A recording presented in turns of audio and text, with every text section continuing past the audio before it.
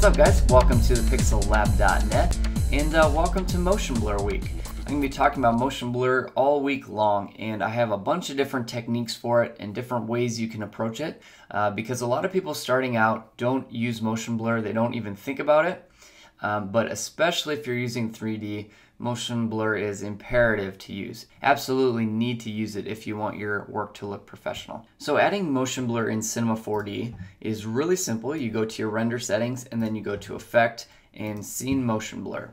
Scene Motion Blur is going to add motion blur to your entire Cinema 4D scene. And your properties, the ones that are really important, is samples. And this is basically going to be kind of the quality of your motion blur. 5 times is going to be a little bit steppy and choppy. 49 times is going to be incredibly smooth and silky. So the problem with doing it in Cinema 4D is that you're not just rendering out this one frame. It's basically having to calculate a bunch of frames before it and after it to show where the object is and where it's going and the speed, and it has to do all those calculations based on before and after frames as well as the frame you're rendering. So the rendering times are ridiculous. This scene is 120 frames long, and I rendered it out at a bunch of these different sample rates, and I got a graph put together. I'll go ahead and put this in the blog post so you can look at it too. But you can see that without scene motion blur, it took about 5 minutes.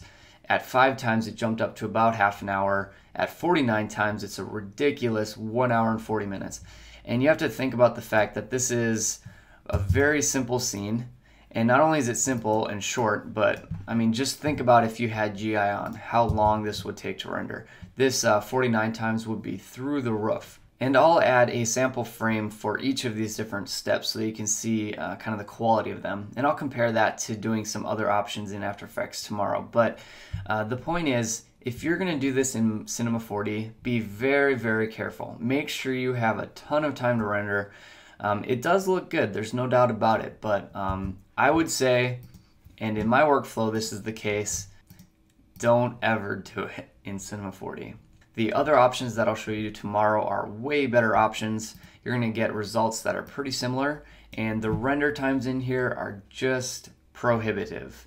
So that is the takeaway. You can do it in Cinema 4D, but I do not recommend it. So yeah, check back tomorrow. We're going to talk about After Effects and ways that you can take your rendered footage and bring it into After Effects and add motion blur, and that is going to be the option that you're going to want to check out. So we'll talk again tomorrow. Bye everybody.